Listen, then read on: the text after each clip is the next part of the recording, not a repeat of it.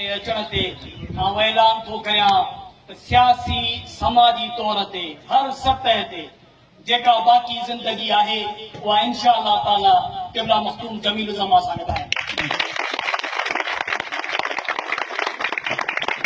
गादियूं वाजिबुल एहतराम आहिनि, कंहिं पार्टियुनि जूं मोहताज कोन्हनि, पार्टियूं गादियुनि जूं मोहताज आहिनि।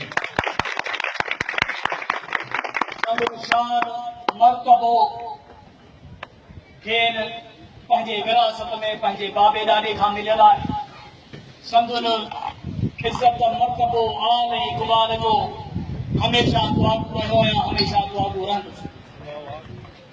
पंहिंजे बुज़ुर्गवार वालिदे गिरामी क़िबला सैयद शहाबुद्दीन शाह हुसैनी जे साईं सां मुलाक़ात मर्ज़ी ऐं संदुन शफ़क़त तहत आओ हिन इलेक्शन में हिन खां पोइ हर सतह ते साईं सां गॾु आहियां।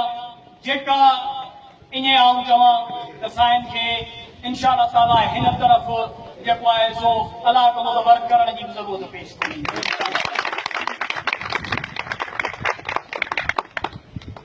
हुसैनी हाउस हमेशह हक़ सच ऐं मोहबत जी सियासत कई आहे। ऐं इंतिहाई शुक्रगुज़ार आहियां क़िबला सां ईंदड़ इलाइक़े जे ऐं इलाइक़े खां ॿाहिरि जे दोस्तनि जो जिन महिरबानी फरमाए मूं ते वड़ कया आहिनि। ऐं आख़िर में साईं जे शख़्सियत खे मद्देनज़र रखंदे सरकार शाह अब्दुल लतीफ़ भिटाईअ जो हिकिड़ो शेर अर्ज़ कंदुसि त मूं सारी जे सिपरी अची जे हेकार, मूं सारी जे सिपरी अची जे हेकार, पेरे धरिया पंबड़ियूं हंध विछाया वार, पेरे धरिया पिंबड़ियूं हंध विछाया वार, साजन हूंद सब जमार तुंहिंजी गोली थी गुज़ारे।